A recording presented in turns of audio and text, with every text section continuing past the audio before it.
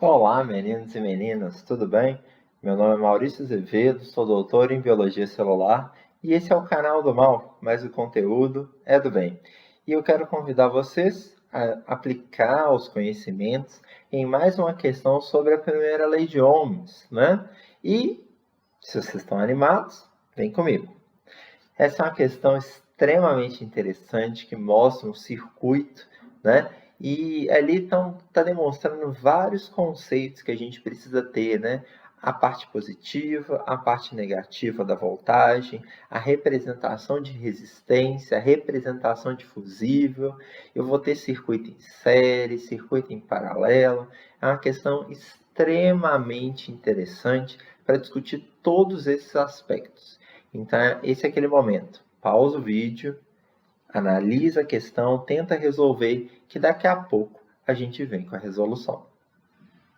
Então, basicamente, o que a gente tem? A gente tem um dispositivo contra o excesso de carga em um circuito, que é o fusível, né? Então, à medida que eu tenho uma corrente elétrica passando, se ela for superior à corrente nominal, é interessante que o fusível queime para evitar que os meus produtos eletrônicos sejam danificados. Então, ele propôs um circuito, né? Tem uma tensão U, e um fusível que suporta uma corrente nominal de 500 mA. E aí, qual que é a questão? Ele quer saber qual que é a tensão máxima que esse fusível vai aguentar até que ele queime. Para a gente chegar na resposta, que vai ser 120 volts, que é muito tranquilo, eu preciso fazer algumas coisas com esse desenho. E a primeira coisa é simplificar essa imagem. Simplificar como? Eu vou tirar a parte em excesso que eu não preciso. Por quê? O circuito sempre tende a percorrer o caminho mais curto. E repara que esse caminho anterior é mais longo, né, do que o caminho que eu deixei descrito. Tá? Então, esse é o circuito mais curto. Esse é o caminho mais curto.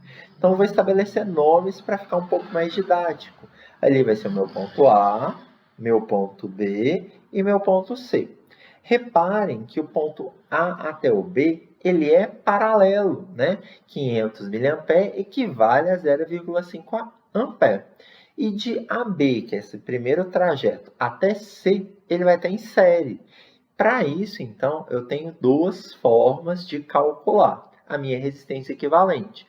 Se ele está em paralelo, eu vou ter produto dividido pela soma, né? Que é a primeira parte. Então, 120 vezes 60 dividido pela soma de 120 mais 60.